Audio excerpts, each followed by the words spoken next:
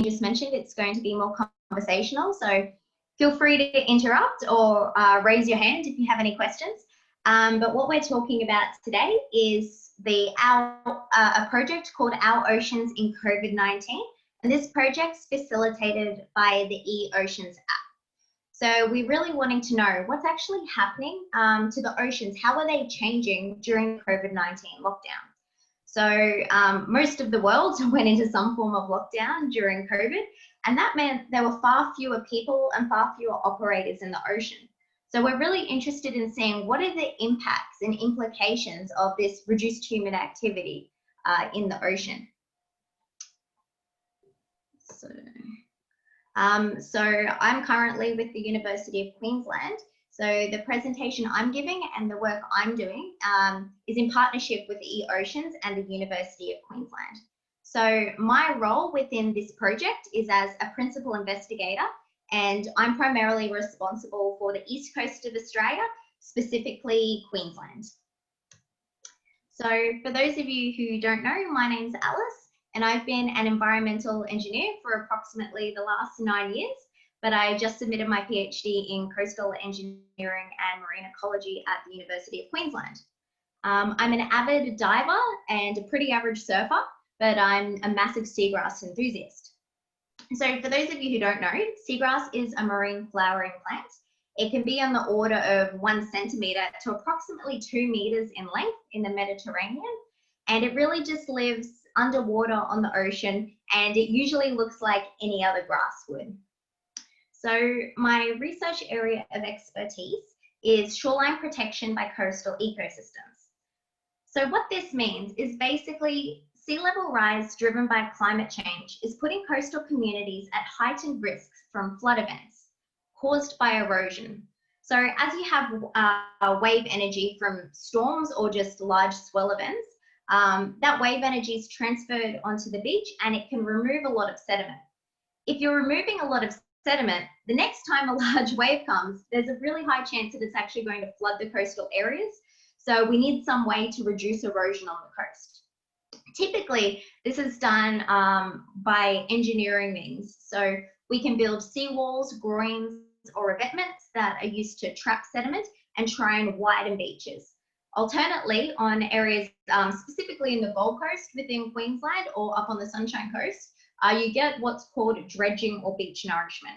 So that's basically when you get massive pipes and boats that take sand offshore from the deep ocean and dump it onshore.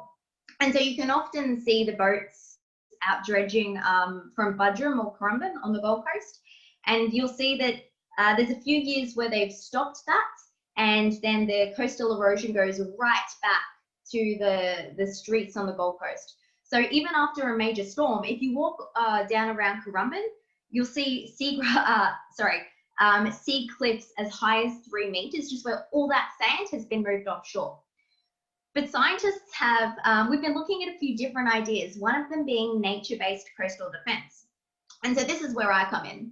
So nature-based coastal defense is looking at natural systems that can be used to protect our coastlines from erosion. So these marine ecosystems typically include mangrove forests, oyster beds, coral reefs, or my specialty, seagrass meadows. So these seagrass meadows can be in the order of meters or thousands of kilometers squared.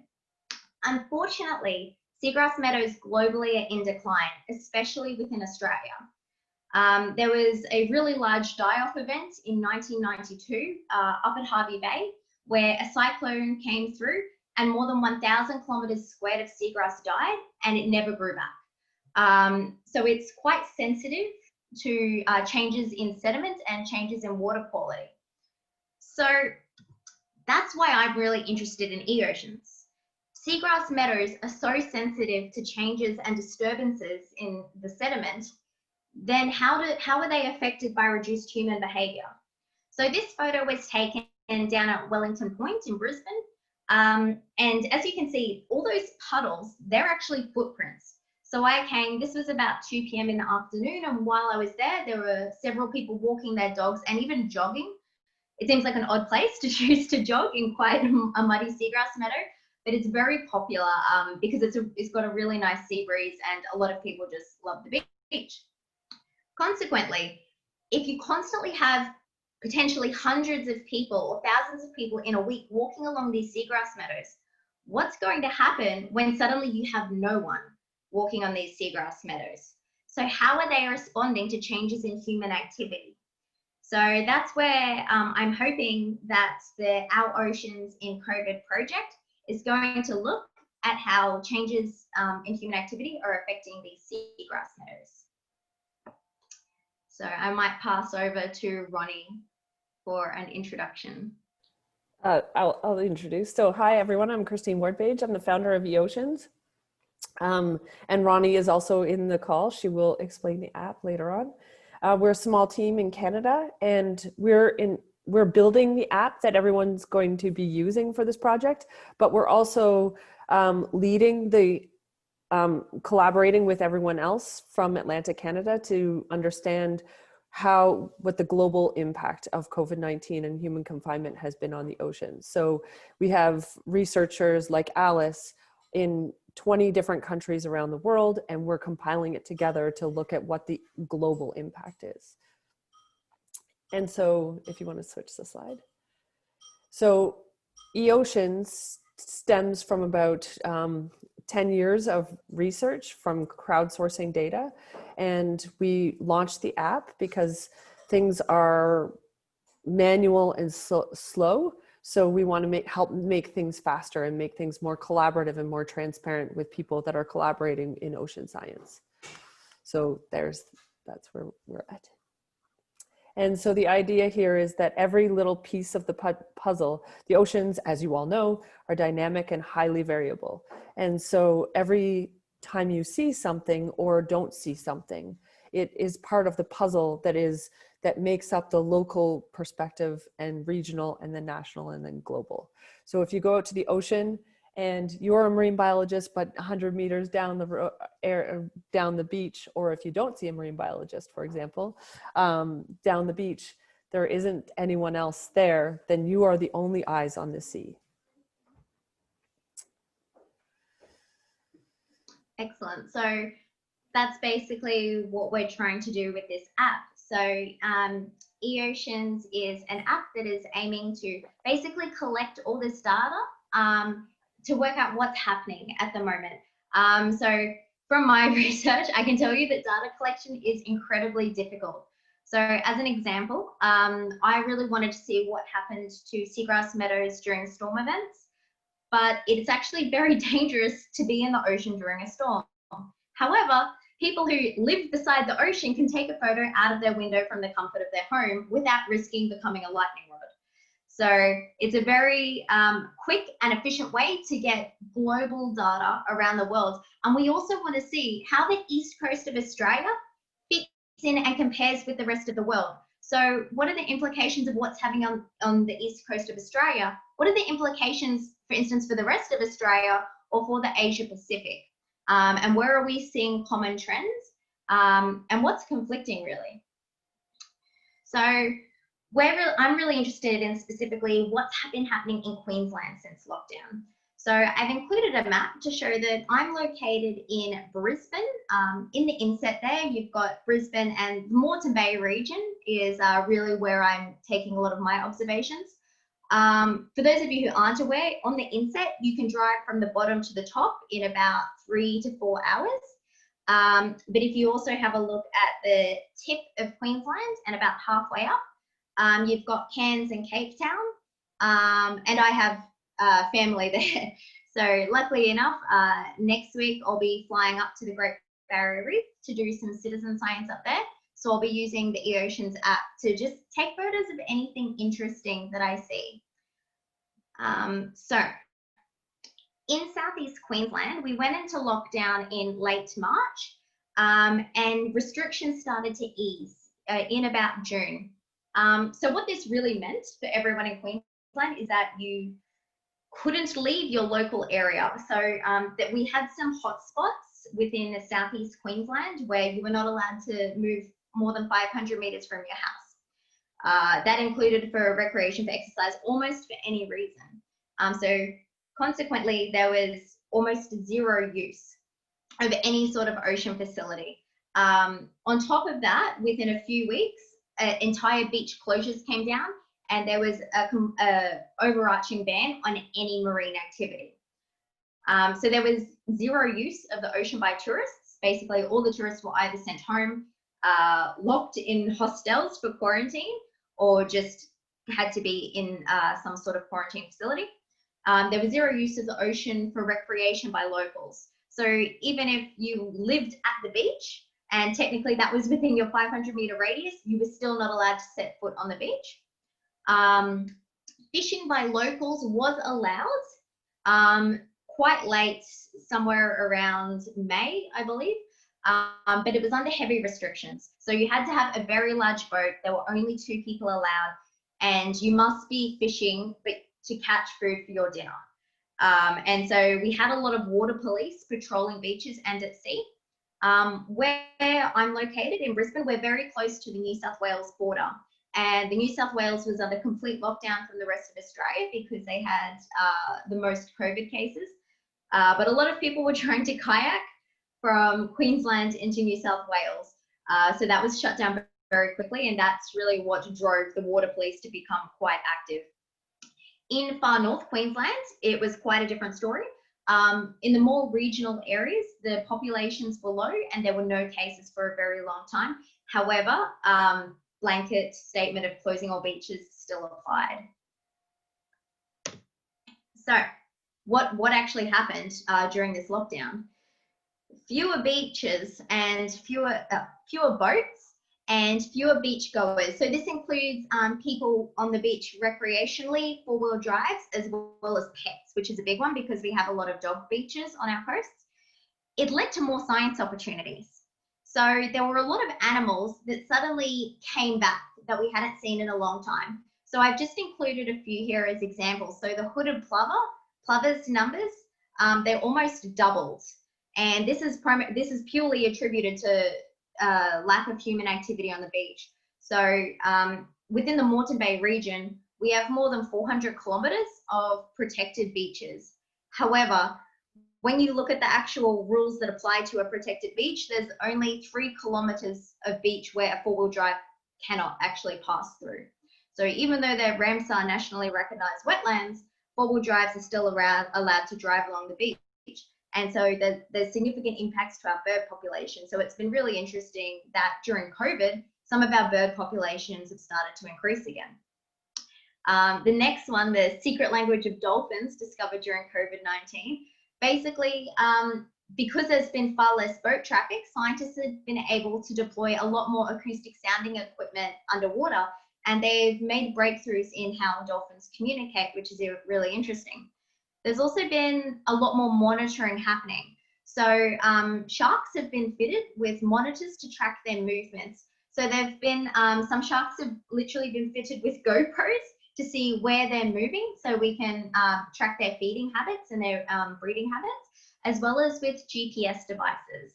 And what's been on the news a lot lately is what's called turtle rodeo.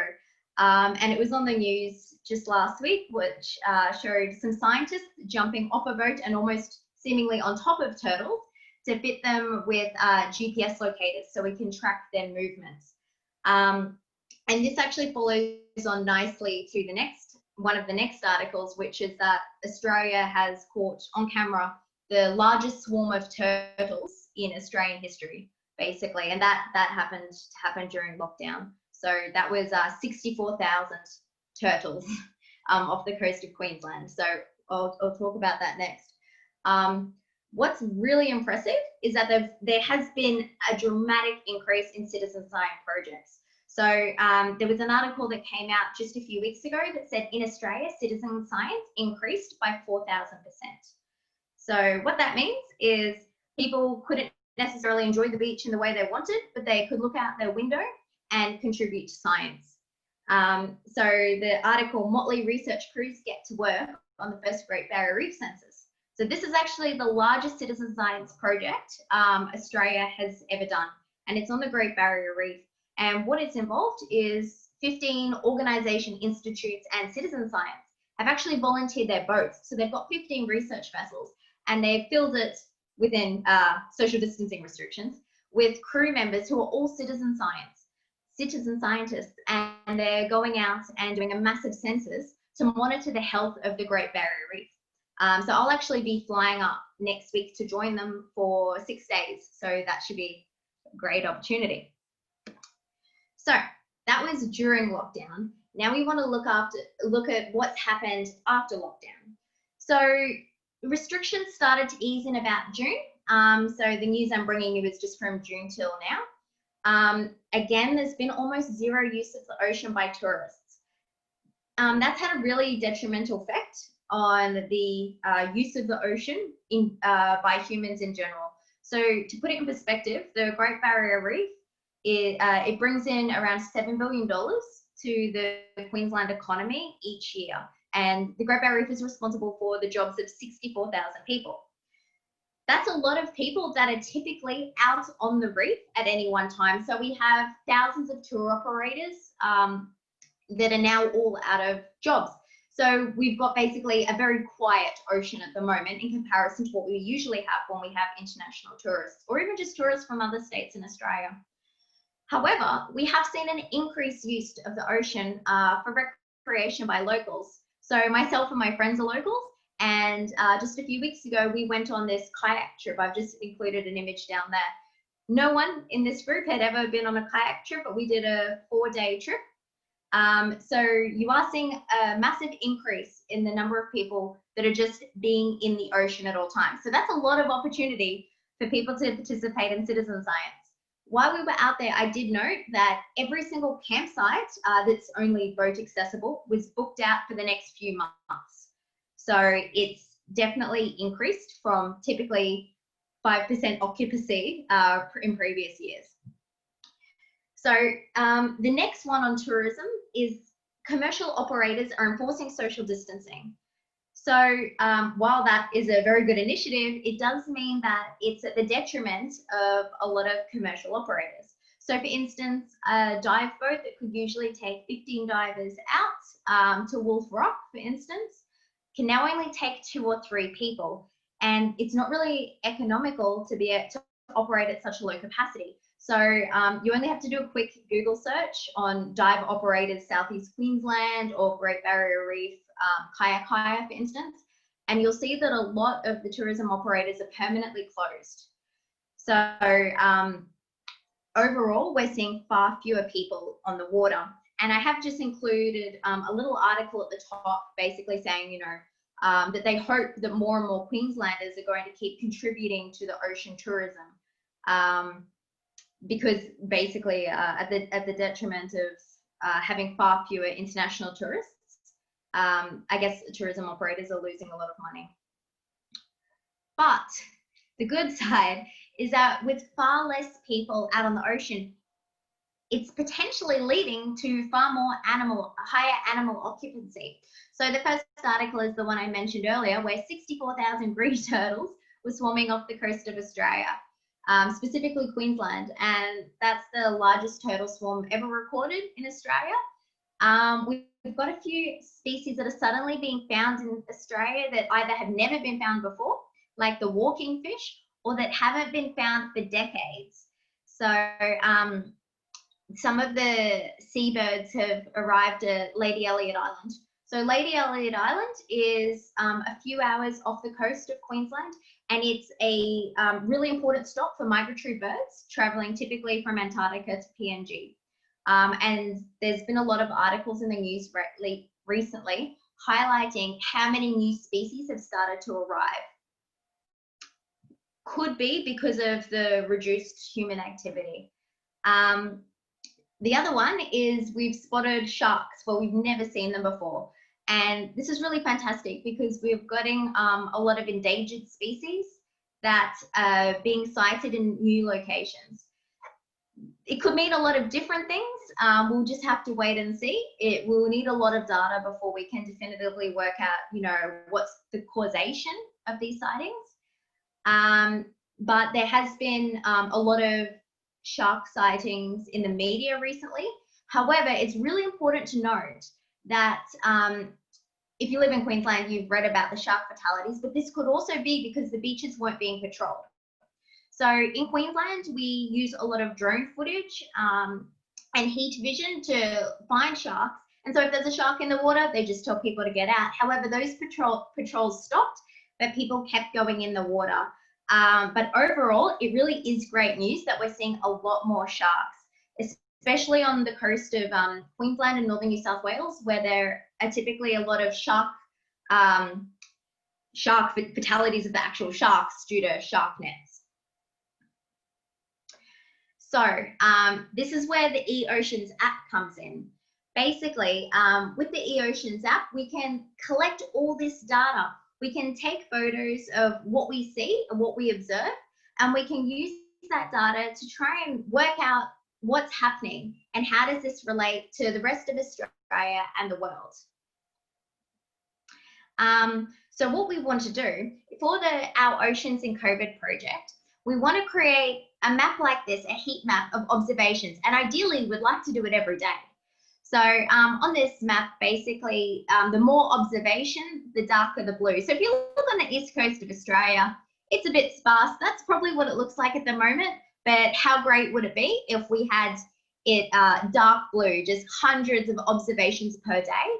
We'd be able to do a lot with that data. Currently, we're about 28 researchers in almost 20 countries around the world. It will be excellent to expand that and to get far more citizen scientists on the ground creating these observations. The Oceans has a mobile application that allows for real-time data collection at sea, offline, and it includes effort and absences. So that's really important. I'm just going to play this explainer video just so you can see how it works. Economy is valued at $1.5 trillion per year, providing essential products and services to 1 billion people. Many threats, like plastic pollution, ship collisions, and overfishing, have significant costs. On the other hand, there is ample opportunity to celebrate. Billions have been spent on conservation. Species have come back from the brink of extinction. Fisheries have improved.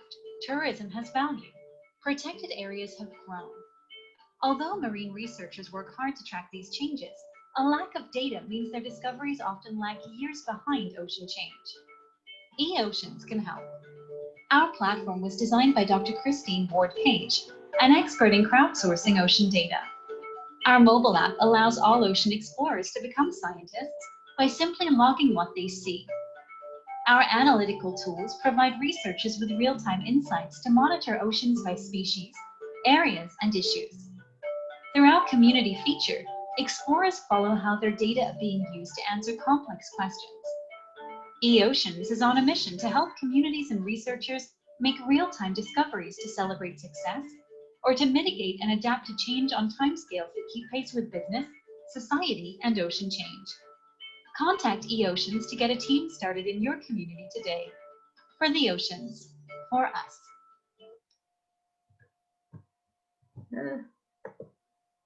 Okay. So I'll pass on to Ronnie now to talk about how the app actually works. Thanks, Alice. Thanks for your insight on what's happening in your area. It's always so interesting to learn from our local principal investigators while we're far away in Atlantic Canada. So this is essentially our call to action for you and for anybody you hopefully want to tell this to. We're trying to collect data globally by having people download the eOceans app, track activities and log observations, share what you're seeing, and then following the results of this project and hopefully to come many more projects as well too. So we want you to really think we really want you to think of this app as your activity and observation tracker, kind of like Strava or Waze for the oceans, where you get to have a digital log in your pocket of how you're spending your time out on the ocean and what you see, and consequently, and at the same time, also sharing your observations to science. You go to the next slide, thanks. So this is what you're going to see when you open the app. the first time you will not see all of these logs. Of course, this is gonna populate as you continue using the app. But your first decision is going to be, do you choose a single observation, or do you decide to auto track? So single observation is kind of, you know, when you're sitting on the beach and you realize that you would really love to contribute to science, and it just kind of pops into your head and you'd like to take a snapshot of whatever you're seeing or whatever you're not seeing. And auto track is, say you are on either on a research cruise or just a leisurely boat cruise, and you want to track the entire time you were out on the ocean, which means it's tracking your effort for how long you were from when you left to when you got back, and again, what you saw and what you didn't see. So it tracks those zeros when you are not seeing anything, which is equally as important. And going from left to right is what will happen next after you have chosen to log an observation. And I will also note that as you're running the auto track feature, you just continually add observations as you go. So you keep clicking that plus button.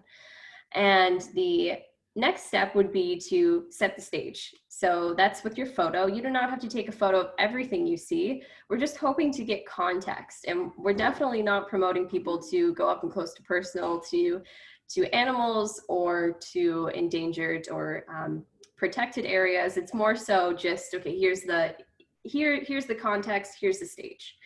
And as you do that, it'll also stamp your GPS, your lat and long, your map, your dates, and your time.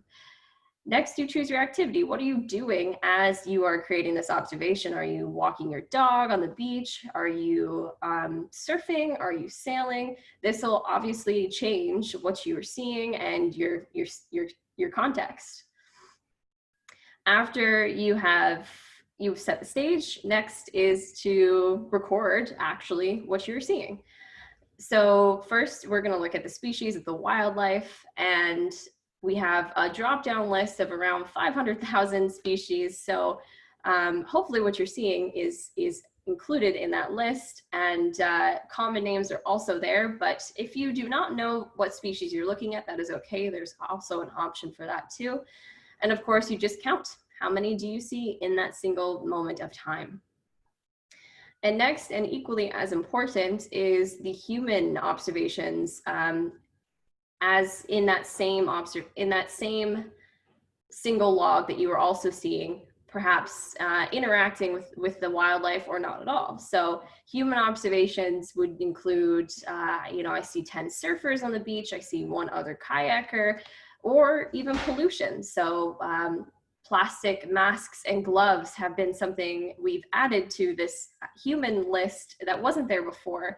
And our human list isn't entirely exhaustive, because it's harder to predict what humans are doing versus how many species are in the world. So if you ever see something on this list that are not included, please do let us know. And that kind of walks you through what a log would look like. After you have recorded your species and humans, you verify and add notes. So here's where you use hashtags, and you can kind of draw in what you were seeing and add some more context. So for instance, if you saw a whale and you recorded, I saw one whale, and you also saw some ghost gear or fishing gear, perhaps this is where you say, you know, hashtag entangled whale, which is where you talk about the fact that these two things that you observe separately are actually interacting directly with each other. These hashtags are not used as of yet in our data, but will help us provide a pretty good context. After that, you just you look through what you've written down, make sure everything is correct there, you verify, and you save. And after, we hope that you stick around to continually follow the data that's being collected for this particular global project. Currently, right now, all your data that you are logging is going directly to eOceans ourselves, but you will eventually see a team, Alice's team, to join Eastern Australia, which then your logs will be going directly to her for data interpretation. And that'll appear on your screen based on your proximity of where you are. Where you are is the types of teams you will see, because your data will correspond to where they're interested in collecting data. So this community channel where you can follow along will be coming very soon. You'll see it on your app as kind of a coming soon feature, but very shortly. And then next is your dashboard. So this can be found on your web application. It's just via your browser. And this is where you can see your previous observations. You can make any edits to them, but also the global efforts that is being done for the eOceans with the eOceans app. So normally on your regular mobile app, you would see your regional efforts, but now you get to explore, okay, what's happening else in the world, and kind of putting that context together, as Alice was explaining earlier. And if you are a researcher like Alice, you might be interested in downloading your own personal data to analyze. Perhaps you'd like to answer some questions of your own. So this is intended to be used as a tool for you to collect your own data as well. And that is an upgraded feature that we will be offering. So as I mentioned, any data that's logged currently is going directly to the eOceans team.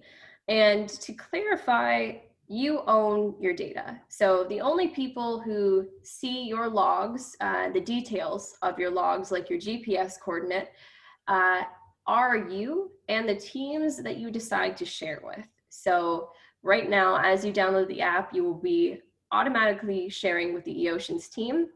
And soon you will see a team for your region, as I mentioned. But eventually, we hope that this platform is used by teams answering a variety of questions. And then you as the individual get to decide what you align with. And if you like what one team is researching and what they align to, then you would go ahead, join them, and your data would be shared with them as long as you're in their study region.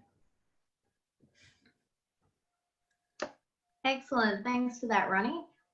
So now we're just going to go through some of the frequently asked questions. So the first one is usually, does it work offline? Yes, it does work offline. You can download it while online, take all your observations, and then it's going to sync when your phone or device is back online. But you can still collect data while you're offline. You don't need to take a photo of absolutely everything you see. Just take a photo of the area to provide context on what you and others log. So I've been taking photos, even sometimes when nothing's really happening, that's still an observation, or when something unusual is happening. So eventually, if we get enough data and a lot of observations in a single area, we get a really good picture of what's normal and what's unusual during COVID and after COVID.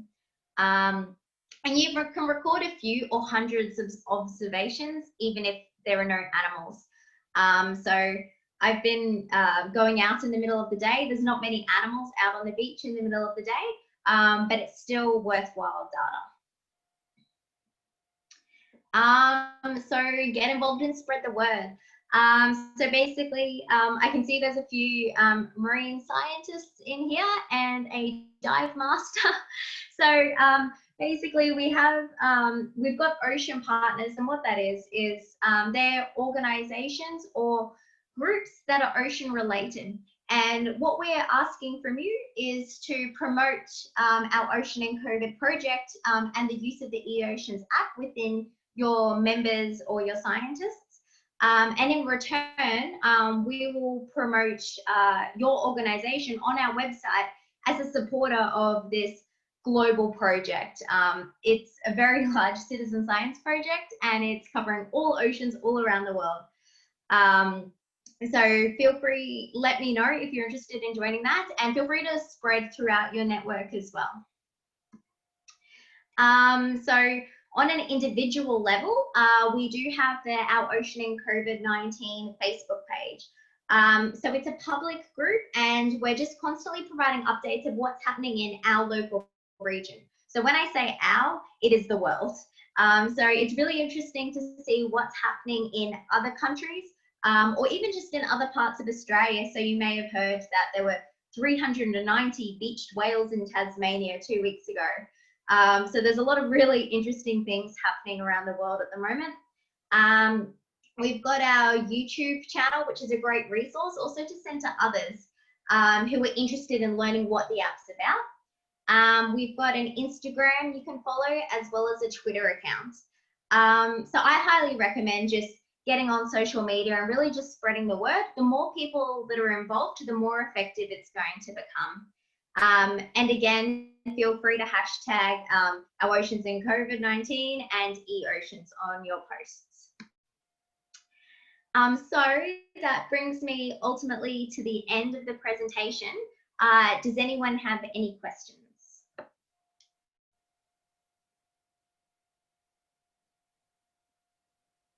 Wow, we did a really good job.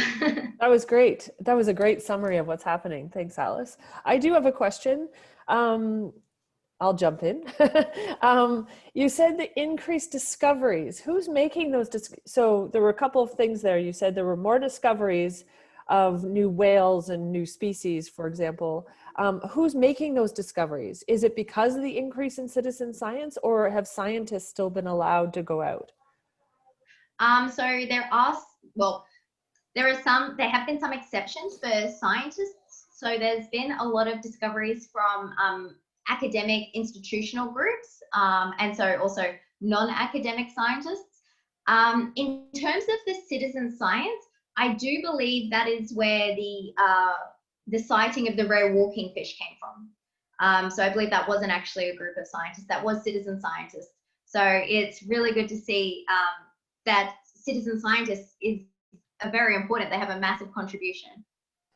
Yeah, except like with you said that there's an increase in the number of people, citizen science contributions. So you would expect there to be more discoveries, right? So yeah, like controlling for that effort. And it's interesting because a lot of other places, even here, scientists weren't allowed out.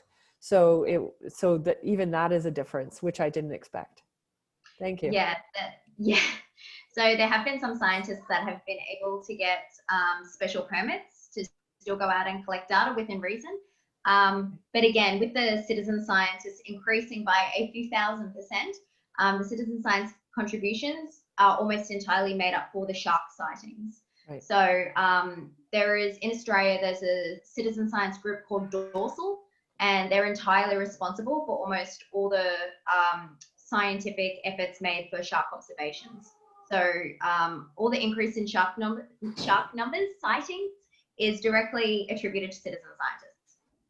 Great, thanks.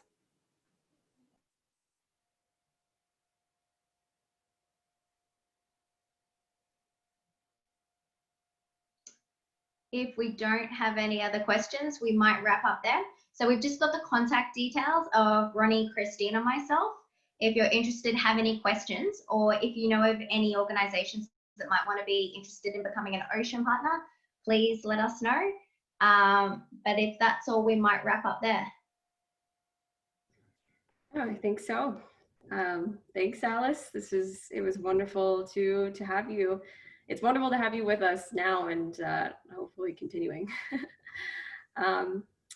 Well, okay. Thank you all for joining us this evening, and have a good rest of your day. Yes. Thank you. Bye.